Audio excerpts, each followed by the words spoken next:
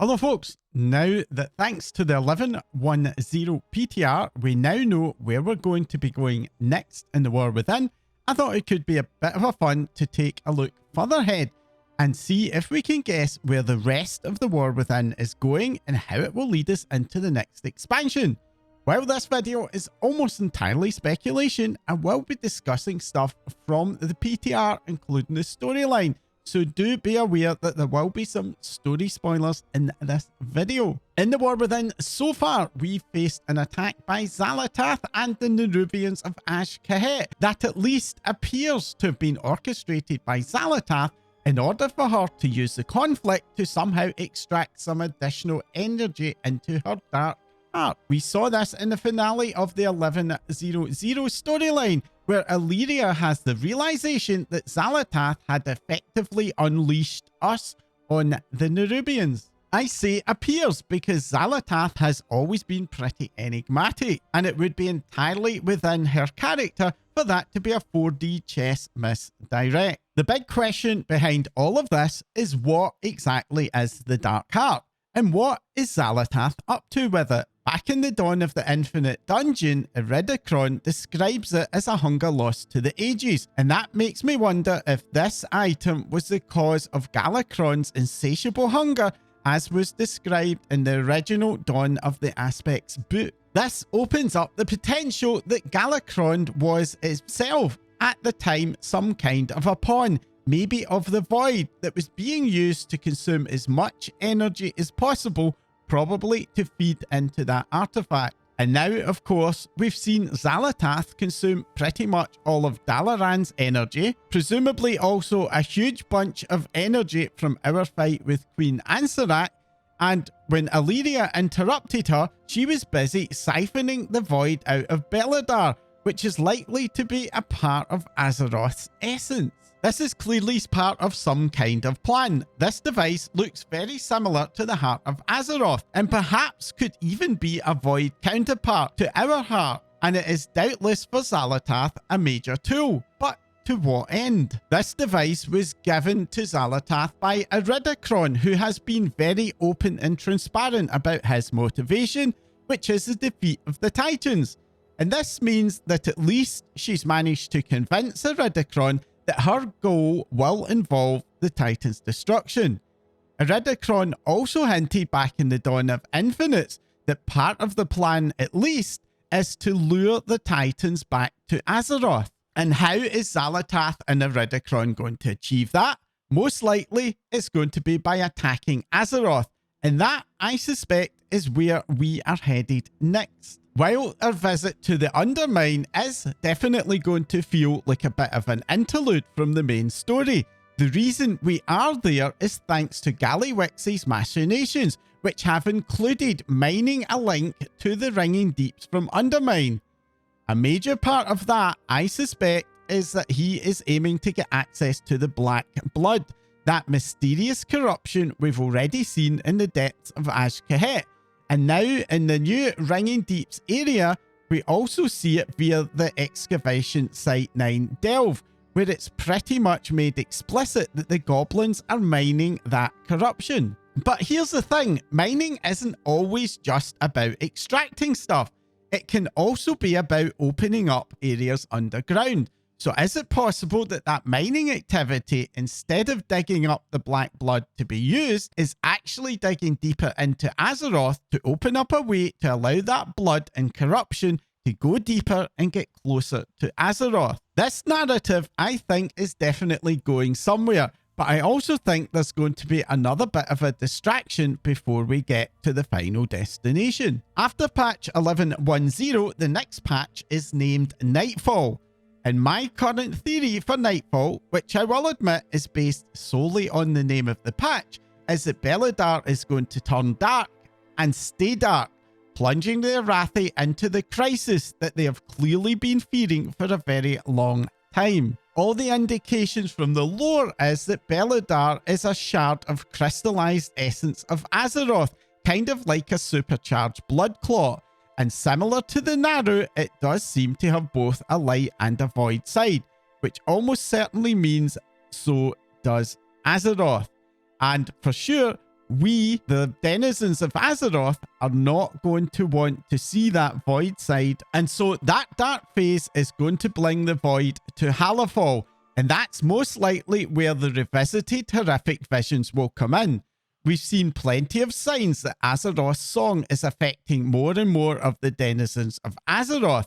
And perhaps that perma-void fade will mean that a void version of Azeroth's song is going to manifest. And that, I think, is likely to be the source of the horrific visions. Back in patch 8.3, we had to delve into N'Zoth's horrific visions to gain the power and knowledge to defeat him. And this time, I think we're going to have to delve into Azeroth's Void Dreams to learn how to reverse the Void phase of Beledar and hopefully bring a permanent light phase back to the Arathi, and of course to bring Azeroth permanently back to the light. Once we get that out of the way, we'll be back to the main Black Blood storyline in patch 11.17, which will be the prologue for 11.20 and will help to set the direction through to the end of the War Within expansion. There are two competing theories for patch 11.20. One is that we will face off against the Void Lord Dimensius, the original destroyer of the Ethereal's homeworld of Koresh. And the other theory is that we're going to follow the Black Blood down into the Rootlands. Now, I do think that we are seeing a bit of a setup for a direct face-off against the Void Lords, one of which could well be Dimensius. But I don't think that's going to happen in patch 11.20 for one major reason. The current expansion is called The War Within, and I personally think it would be very strange if the only manifestation of that inner war was going to be our battle in Ashkahet with the Nerubians, and therefore I think it's much more likely that 11.20 will remain very much inside of Azeroth. But if you want even more evidence beyond that, well, the next expansion is called Midnight. And what better name for an expansion that covered a face-off against the raw forces of darkness? So for me, 11.20 is going to be off to the Rootlands, an even deeper area inside of Azeroth. While we do manage to stop Gallywix and what he is up to, it is going to be far too late and some damage will have been done, enabling the pulling black blood to seep down into the roots of the mother world tree Gehanir. Teaming up with the Haranir, who despite their cultural aversion to outsiders will be forced to accept her help, we will ultimately face off against Xal'atath herself, who will arrive to supervise what she hopes will be the final corruption of Azeroth. But we're not going to be totally on our own. Azeroth is stirring and has already directly intervened to save the Earthen and Magnate, and while not fully awake, part of that final patch will see us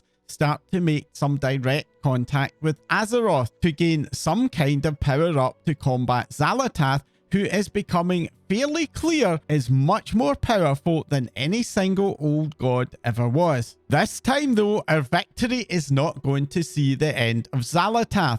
Blizzard have a long history of defeated raid bosses surviving to return another day. Be it Kel'Thuz or Azshara, the examples abound out there. This time though, the victory isn't even going to feel like we won.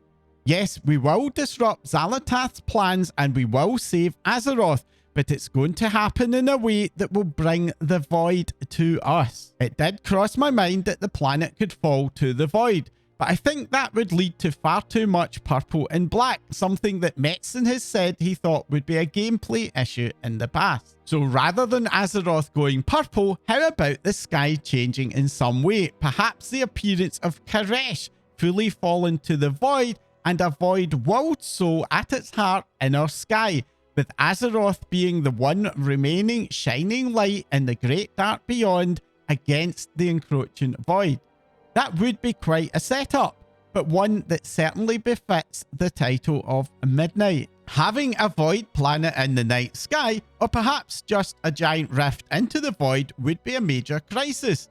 And with Dalaran destroyed and the Kirin seemingly deciding to take more of a back seat, Azeroth is going to need to look to some new leadership.